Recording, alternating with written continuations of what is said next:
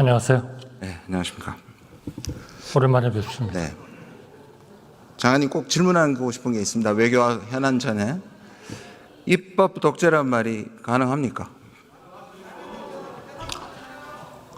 글쎄요. 그런 학술적인 용어가 있는지는 제가 모르겠습니다만 일반적으로 국회는 수기하고 서로의 문제점을 논의하고 법안을 만드는 것이 일상적인 관행이고 또 우리 자유민주주의 체제 하에서 있어야 되는 그러한 하나의 보고 싶은 모습 아닌가 싶습니다. 그런 것이 좀 안 되면 그렇게 표현을 하지 않나 싶습니다. 저는 그게 학문적인 용어인지는 모르겠습니다. 네. 권력을 가진 쪽은 지금 집권 여당이죠. 독재는 특정한 개인이나 집단이 모든 권력을 쥐고 이를 마음대로 할 때 독재라고 부릅니다. 입법 독재는 있을 수 없는 일입니다. 번거롭다고 방해한다고 100번 양보해서 그렇다고 해서 독재란 말을 쓴 것은 엄살을 넘어서 왜곡이고 나쁜 정치 프레임이라고 생각합니다. 어떻게 생각하십니까? 저는 우리 자유민주주의 체제의 가장 중요한 중에 하나는 법치주의고 또 삼권 분립이라고 생각합니다. 그렇기 때문에 입법이 우리 여야 또 다른 의견을 가진 분들끼리 충분히 논의가 돼서 되었으면 좋겠다는 생각이고요.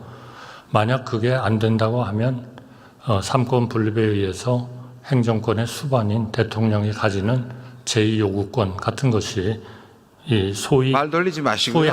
독재는 아닌 거죠. 학계에서 얘기하는 또는 일반적으로 전문 용어로서 확립돼 있지는 제가 확신을 못 가지신 입법 독재에 대한 견제 기능이다. 저는 그렇게 생각합니다. 최소한 총리는 안 쓰시길 바랍니다. 총리께서는 지난 8월 29일 대통령의 국정브리핑을 어떻게 평가하십니까?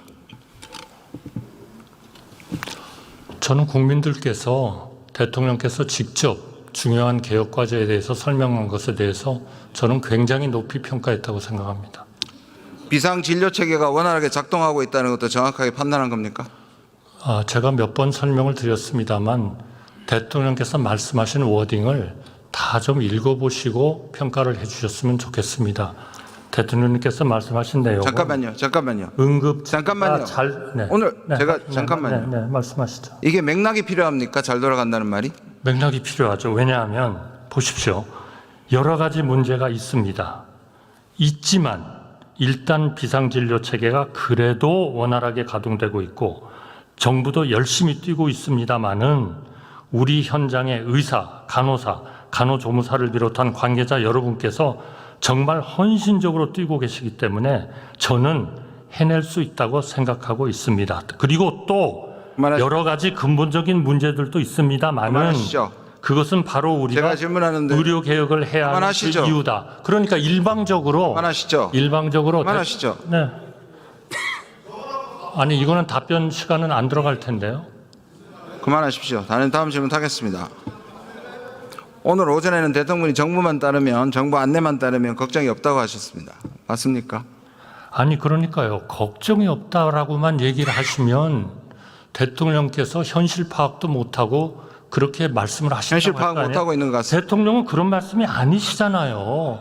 여러 가지 문제가 있습니다. 있지만 우리가 최선을 다하면 해낼 수 있다고 생각합니다. 이것하고 문제 없습니다. 이렇게 표현해버리는 거하고는 하늘과 땅의 차이죠. 왜 그렇게 왜곡을 하시는 겁니까? 대통령께서 평소에 늘 잘하시다가 말을 실수를 하셨으면 그렇게 했는데 지금 총선의 심판을 받으시고 지금 23%이십니다.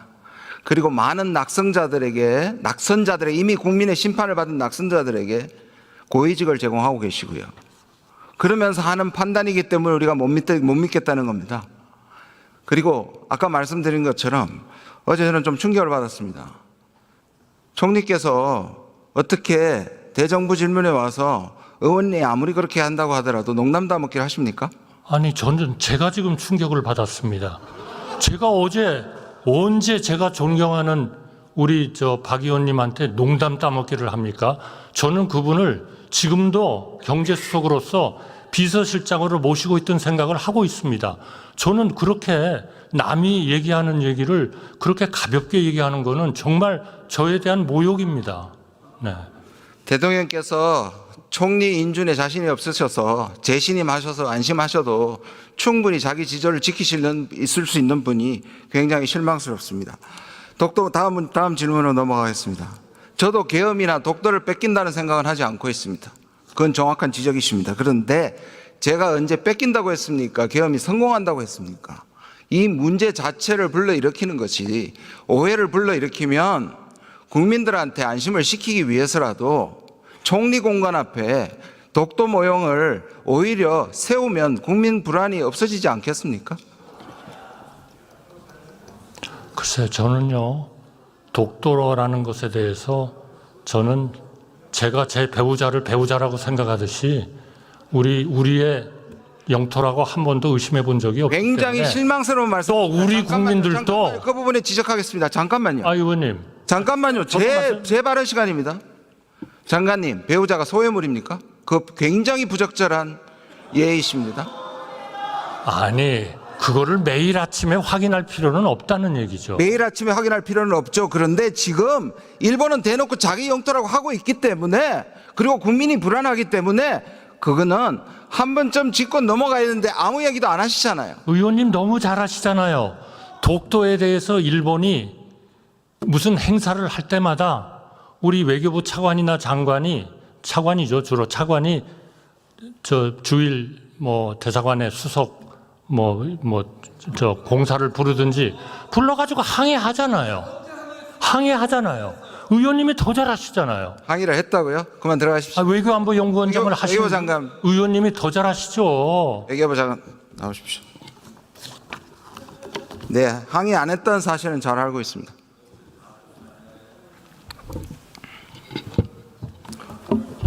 네, 외교장관 네, 맞습니다. 외교부 장관은 사도광산에 대해서 여전히 잘했다는 협상으로 지난번에 외통위에서 보이신 인식 그대로 갖고 계십니까? 저 잘했다고 말씀드린 적 없습니다.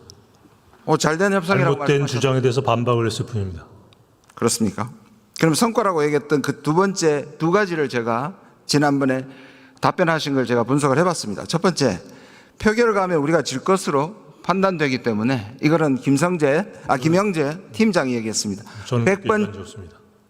협상을 떳떳하게 했고 표결 가면 한국이 질 게 뻔한데라는 것이 TF팀 협상팀장의 결론입니다. 그렇게 얘기했을 리가 없습니다. 그럴 가능성을 얘기했을 분명히 지금 그거 확인하십시오. 분명히 했습니다. 그 다음에 이거는 장관께서 얘기하신 겁니다. 등재되는 것이 묻히는 것보다 낫기 때문이라고 했습니다. 맞습니까? 묻히는 거는 등재 안 돼서 강제동원이 묻히는 것보다 낫다고 말씀하셨습니다. 저는 듣기로 들었습니다. 역사의 기록에 남기는 것이 더 중요하다고 말씀을 드렸습니다. 정말 우리가 불리했다고 생각하십니까? 표결에 가면 진다고 생각하십니까? 저는 그런 얘기 한 적 없습니다. 다행입니다. 한번 1번 PPT 한번 올려봐 주십시오. 저거 보신 적 있습니까? 이코머스 보고서인 것 같습니다. 예, 3월 13일 이커머스에서 등재 보류 문서입니다. 네. 보셨습니까? 봤습니다. 자, 그리고 우리가 3월 26일에 유네스코 협력 TF를 만듭니다. 뭔가 이상하지 않으십니까? 왜 이상합니까? 지금 유네스코는 네. 등재 보류는 누구한테 불리한 겁니까? 그냥 가면 등재 일본한테 보류죠. 불리한 거죠? 그렇죠. 네. 그러면 우리가 협상에 유리한 거죠. 그럼요. 그러면 26일 날 해서 네. 갑자기 그 당시에 일본에서도 원래 등재는 불가능하다는 비관론이 팽배했습니다. 그런데 그렇지 갑자기 기류가 왜 바뀌었습니까? 기류가 바뀐 것이 아니라 이것을 계기로 이제 본격적으로 협상을 해야 되겠다는 생각에서 제가 만들려고 했습니다. 그러니까 우리가 이길 수 있는 충분한 가능성에 이미 지기로 작정한 것처럼 보입니다. 저 보류가 떨어지면 일본에서 한국에 와서 부탁을 해야 되는데 그 당시에 4월에 니가타현을 윤덕민 주일 한국대사가 가서 우리가 꼭 반대하는 것이 아니라고 뭔가 이상하게 우리가 부탁하는 것처럼 느껴집니다. 그리고 기류가 바뀌었습니다. 제가 모르는 일로 윤덕민 대사 혼자 판단해서 찾아간 것이 그렇습니까? 저하고 무슨 교신을 한 적이 없습니다. 그 TF 팀장은 가지도 않고 협상에는 질 준비가 되어 있는 그것을 장관께서는 모르고 계셨다고요? 두 번째, 알고는 있었지만 제가 지시해서 간 것이 아닙니다. 두 번째, 잘했다고 말씀하시는 게 일본 이전에는 약속이었지만 강제성은 이미 챙겨놨다는 건 말씀을 하셨습니다. 총리께서도 그렇게 말씀하셨고요. 그 여전히